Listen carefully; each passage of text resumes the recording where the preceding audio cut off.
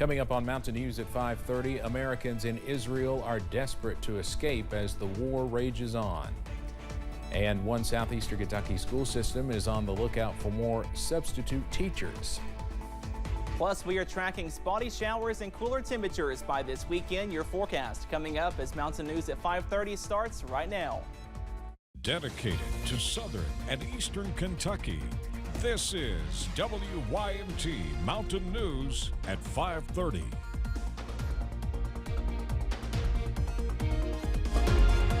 Good evening, I'm Steve Hensley. The war in the Middle East has gone on for 7 days now. Israel's military says more than 1,300 people have been killed from the Hamas attack, while the health ministry in Gaza reports at least 1,900 people have died from Israeli airstrikes.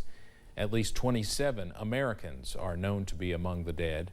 President Biden again talked about the United States' support for Israel in some remarks he made in Philadelphia earlier today, but also warned the country cannot lose sight of the humanitarian crisis unfolding in the Gaza Strip. Thousands of U.S. citizens in Israel are trying to leave the region as soon as possible. Dozens of airlines have canceled commercial flights, so many Americans are hoping their government can arrange a quick evacuation. CBS's Ian Lee is in Tel Aviv, where air raid sirens have been sounding all afternoon. Air raid sirens sent people running off the streets of Tel Aviv and into the stairwells of buildings. Israel's president and EU leaders rushed into an underground shelter. The Israeli military says it intercepted rockets fired from Gaza ahead of Israel's threatened ground invasion. So we're taking cover in this building, really a derelict building. This is kind of the life that people in Israel live right now. U.S. officials announced Thursday they're working to evacuate thousands of Americans stuck in Israel, chartering flights beginning Friday. In recent days, other governments have evacuated their citizens, including Nepal, Germany, Thailand, Brazil, and Canada. Many having spent days in bomb shelters, some even injured in fighting. Argentine citizens applauded when they landed in Rome, and an Australian woman broke down in tears when she arrived in Athens, Greece. It's the most inhumane thing I've seen. Jessica Nagar-Zadani is desperately trying to return to California with her 3 children. She told her story on CBS Mornings from a bomb shelter. It is confusing. We're having to kind of facilitate calling the embassy, calling whomever we can to get any information, and usually that's none. The U.S. State Department says at least 20,000 U.S. citizens have reached out to them for departure assistance since the war began. Ian Lee, CBS News, Tel Aviv. Well, after plenty of sun on Friday, we are tracking some clouds to move back into the mountains by this evening, also into tonight. Here's a live look from the London Corbin Airport, and we are cloudy, and that temperature is still mild at 78 degrees right now. Up on the radar, though, we are dry for most of us, maybe a few spotty showers close to the Kentucky and Tennessee border, but notice those clouds continue to stream back into our region as we go into this evening. And again, maybe a few spotty showers in Campbell County, also into Whitley and Laurel, Knox, also Harlan and Bell County as well. Nothing heavy, most of this probably not reaching the ground thanks to some dry air, but still watching out for maybe a few spotty sprinkles as we go into this evening, also into tonight. And those temperatures are still above average in the upper 70s and lower 80s, up to 80 in Jackson, also Pikeville, 79 for Hazard and Harlan, 78 for London, also Manchester at this hour. If you're heading out to do some tailgating for high school football, a small chance of a few spotty showers. Most of us are dry though, as those clouds do increase and those temperatures stay mild into the upper 60s and lower 70s. But mild weather is on the way out. Cooler weather is on the way in by Sunday, also early next week. That full forecast coming up in just a few minutes. Steve? Cameron, thank you. Representative Jim Jordan of Ohio received about 25 more votes today than he received earlier this week when the GOP conference voted Majority Leader Steve Scalise to be their nominee for Speaker of the House. But Scalise withdrew his bid to run last night, highlighting deep divisions among congressional Republicans. CBS's Natalie Brand has the latest now from Capitol Hill. Ohio Congressman Jim Jordan on Friday won a secret ballot vote by House Republicans in his bid to win the GOP nomination for Speaker. We had a number of our colleagues come to that home last night, which I think we have. So we will go to the conference and talk with our colleagues. But I feel real good about my side.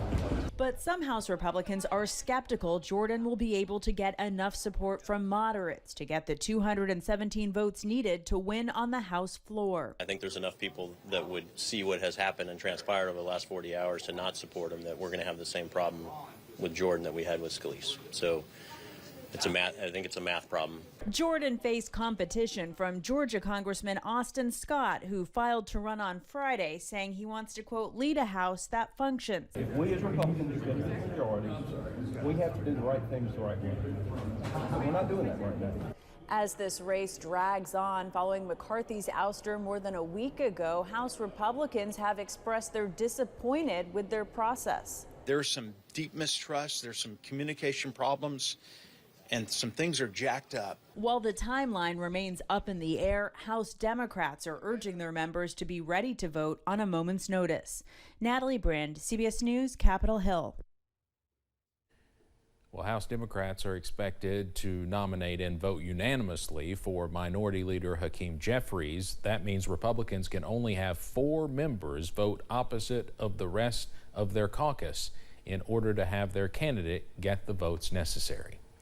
A lawsuit to block former President Donald Trump from the ballot in Colorado is going forward. Trump lost the first of several attempts to throw out a lawsuit that seeks to block him from the 2024 presidential ballot in Colorado. The lawsuit is based on the 14th Amendment, which bans office holders from future elections if they aid or engage in an insurrection. A district judge this week rejected Trump's bid to get the lawsuit dismissed on free speech grounds. The UAW is no longer notifying the big 3 automakers before calling additional walkouts amid the labor group's ongoing strike. The union is ditching its habit of announcing new targets on Fridays. Previously, UAW President Shawn Fain said the automakers had waited to make any substantial offers until the end of the work week. Around 8,700 members left their jobs at a factory in Louisville earlier this week, resulting in Ford's largest factory being shut down.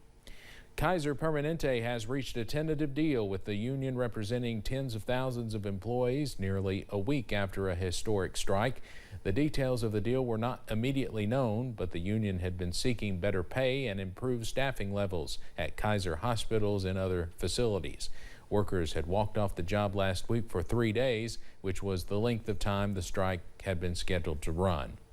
The U.S. Supreme Court has added another potentially landmark federal case to its docket today. The new case is called Relentless versus the Department of Commerce. The plaintiffs are asking the court to overturn a decades-old precedent which would restrict the power of federal agencies. It is a companion to a similar dispute called Loper Bright Enterprises versus Raimondo, which the justices said they will hear in tandem with the new case in January. Police have arrested a 17-year-old in connection with the mass shooting that injured 5 people at Morgan State University. The teen, who was taken into custody without incident yesterday, is facing multiple charges of attempted murder. There's also a warrant out for another suspect, 18-year-old Jovan Williams, in connection to the incident at the Baltimore HBCU. Police are still looking for Williams and say he should be considered armed and dangerous. Harlan County School District administrators are looking for more substitute teachers.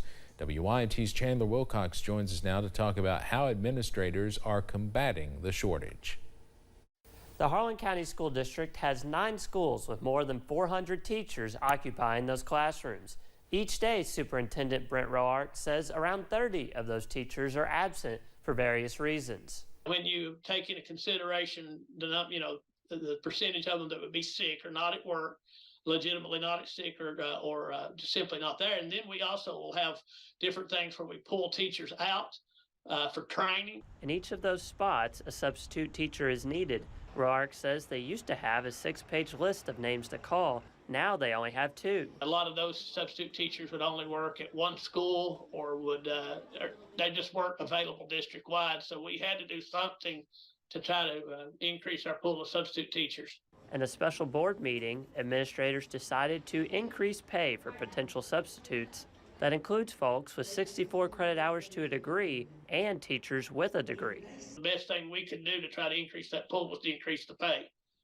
So we increased the pay for anyone who has a degree up to $150, and for those folks with 64 hours up to a BS, BA, we would increase that to 110, just try to make the position more lucrative. Roark also says Harlan County High School has had an easier time getting substitutes than lower grade levels because the elementary schools are more on the outskirts of the county. In studio, Chandler Wilcox, back to you. Chandler, thank you. Superintendent Brent Roark also said a lot of potential substitutes cannot make the trip across the county to another school, which can be around a 45-minute drive.